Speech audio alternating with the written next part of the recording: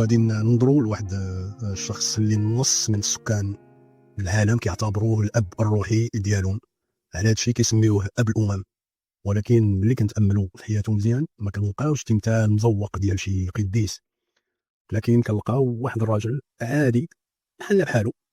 وهذا الشيء هو اللي كيخلي القصه ديالو تكون مشوقه بزاف. الناس غالبا كتمجد رجال الله كيف ابراهيم، ولكن الكتاب المقدس كيرسم لنا صوره ديال راجل كيشبه لينا واللي اختبر اوقات الضعف في حياته اللي حتى حنا كنختبروها. وملي كننظروا للسيره ديالو كنتسائلوا علاش الله اختار انسان بحال هذا بالذات. وباش نقدروا نجاوبوا على هذا السؤال خصنا نبداو قصته من الاول.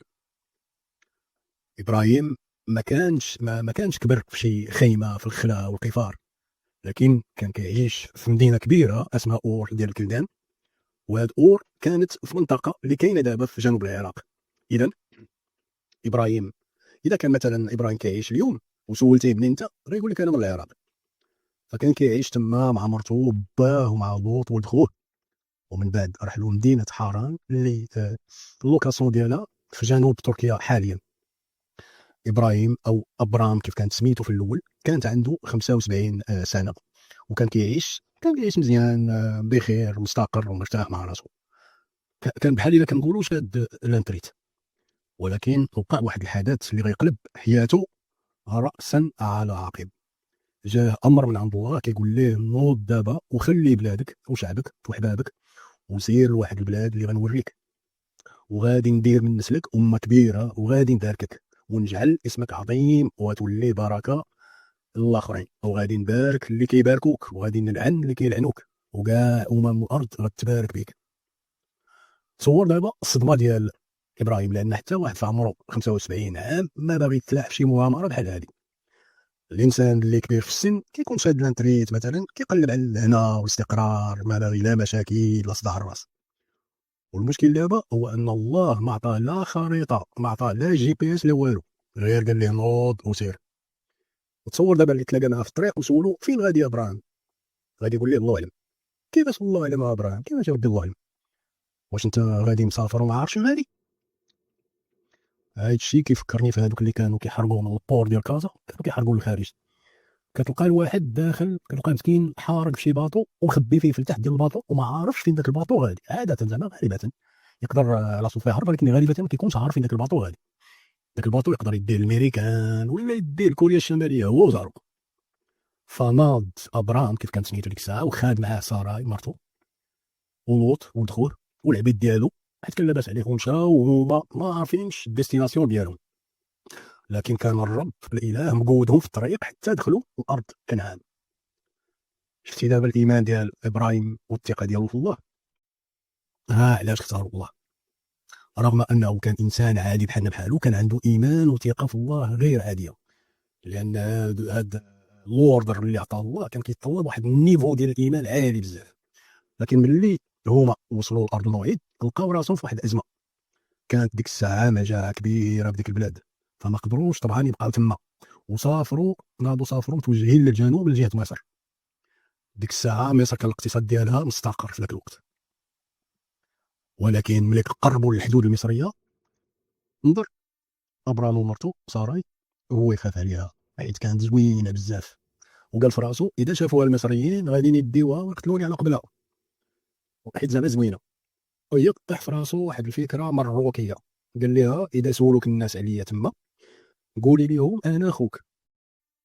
وفي ديك الثقافه ديال ذاك الوقت كان الاخ هو الوصي القانوني ديال اختو اذا ما كانش مثلا باها موجود. كان اذا شي واحد مثلا عجبته شي امراه كيتناقش مع خوها الصداق والشروط الى اخره. ويمكن خطط ابرام هاد الخطط باش يربح الوقت، لانه طبعا ما كانش ناوي يخلي مرته مليوحه حال الدياب، لا. ربما كان كيتوقع انه منين غيساليو المفاوضات معاه غيغتنم شي فرصه باش يسلت، باش يهرب هو ومرته والناس اللي معاه، لوط والناس اللي معاه. ولكن الخطه ديالو فشلت، حيت ملي فرعون سمع بساره والزين ديالها امر العبيد ديالو باش يجيبوها للقصر ويحطوها مع الحريم ديالو. دار مزيان مع ابراهيم على خاطره، على ود زعما دار مزيان وعطاه الذهب والبقر والحمير والخرفان والخدم. لكن الرب غضب على فرعون وضربه بالامراض هو وعائلته. وملي فرعون فهم اشنو السبب ديال هاد المصايب اللي طاحت عليه، عيط على ابراهيم وقال ليه اش هادشي اللي درتي؟ علاش ما قلتيليش ليا ان ساره مرتك؟ علاش كذبتي عليا؟ وهنا كنشوفوا واحد الشيء غريب. الملك، هذا الملك الوثني يعني فرعون اللي ملك وثني، او كيف كنقولوا حنا كافر. كنشوفوا واحد كافر كيف كنقولوا حنا كيوبخ الرجل المتدين على الكذوب ديالو. غالبا كنتوقعوا ان الشخصيه الدينيه هي اللي خصها تكون زعما عندها واحد لابوصول اخلاقيه، ولكن هنا كنشوفوا العكس كيوقع. واش ما كنشوفوش هاد الظاهره اليوم؟ كتلقى ناس، شي ناس ماشي كلهم، كتلقى شي ناس ما عندها لا دين لا مله، كتكون في نفس الوقت عندها قيم واخلاق اعلى من رجال الدين. ملي فرعون وبخ ابراهيم طردو ديك الساعه من مصر هو وساراي ولوط، ولكن خلاه يدي معاه كاع دوك الخيرات والعبيد اللي كان عطاهم. ورجع ابراهيم وساره ولوط لارض كنعان، ولاو لاباس عليهم ديك الساعه اكثر، زادوا ولاو لاباس عليهم اكثر، ولكن الارض اللي كانوا عايشين فيها ما بقاتش قاداهم بكثره الخير والكار والبام اللي عندهم. وبداو الخدام ديالهم كيتناقروا بيناتهم على الماء وعلى المراعي. راه اليوم بحال دوك الشركات اللي كيندمجوا بيناتهم كيكون عندهم بزاف الممتلكات، ولكن ما كيكونش عندهم واحد البنيه تحتيه كافيه. وهذا هو المشكل اللي طرا لابرام ولوط. فناض ابراهيم او ابرام واقترح على لوط باش يقسموا البلاد، وقال له، قال لوط قال لي اختار الطرف اللي بغيتي، واذا مشيتي انت لليسر انا غنمشي لليمين. ولوط اختار المنطقه الزوينه اللي فيها الماء والربيع، وخلى الابرام الارض الفريه اللي كلها تلال وحجر. ولكن شوفوا واحد الجانب اخر ديال ابراهيم اللي كيخليه يتميز على كثير من الناس. ابراهيم عنده كل شيء وما خصو حتى خير، ولكن ما كانش عنده شي وريث. واحد المره شاف راسو في واحد الرؤيا كيتكلم مع الرب، كيقول ليه، كان صريح مع الرب بزاف وقال له واخا تعطيني يا ربي اللي عطيتيني ما غينفعنيش. الوعد اللي وعدتيني به انك غتجعل مني امه كبيره، هادشي زوين اللي قلتي، ولكن هاد الماتيماتيك ما خداماش بيا حيت ما عندي لا اولاد ولا كبرت في العمر. لكن الرب خرج ابراهيم من الخيمه ديالو، خرجوا لبرا وقال له شوف، شفتي هاد النجوم؟ شوف النجوم، شفتي هاد النجوم هادي واش تقدر تحسبها؟ قال له ابراهيم لا، لا ربي. قال له هذا هو عدد النسل ديال اللي غادي يكون عندك، غادي النسل ديالك غيكون بلا حساب. من بعد هذا الشيء دازت 10 سنين وابرام وساراي عايشين في ارض كنعان. هو ديك الساعه دابا ولات عنده 85 عام في عمره وهي عندها 75 عام، والساعه ديك البيولوجيه ديالهم كتدق، زعما كيبداو كيكبروا، راه كبروا. لكن الياس كيخلي الناس يبلانيو بلانات خايبه عاده. زعما ملي ساراي تسنات حتى هي حتى الوعد ديال الرب، جات بواحد الاستراتيجيه عند ابراهيم وقالت ليه الرب ما عطاني ولاد، سير دابا نعس مع التعلمه ديالي هاجر ومنها غادي نجلبوا الولاد. هذه الممارسه كانت قانونيه في ذاك الوقت باش الناس يضمنوا الوريث، ولكنها كانت ممارسات خطيره من الجانب العاطفي. ابراهام واقف مع الفكره ديال مرته، وافق مع الفكره ديالها ودخل على هاجر وحلات. لكن هاجر ولات كتحس براسها متفوقه على المدام ديالها، وصعصعات ولا تصعصعه، حيت ملي شافت راسها حامله بدات كتحقر المدام ديالها. لكن ناضت ساراي كتلوم ابراهيم على تصرفات هاجر معها، قالت له بيناتكم، قالت له زعما قالت له زعما شكات عليه. هو يقول لها ابراهيم قال لها بيناتكم بيضاء كيف كنقولوا حنا. فبدات ساراي كتكرفس على هاجر لدرجه ان هاجر هربات للخلا. وقف عليها ملك الرب وقال لها فين غادا يا هاجر؟ خاصك ترجعي لعند لالاك وتخضعي لها، وغادي نكثر من نسلك وغيولي بلا حساب، وغتولدي ولد وغيكون سميتو اسماعيل، اللي معناه المعنى ديالو الله كيسمع.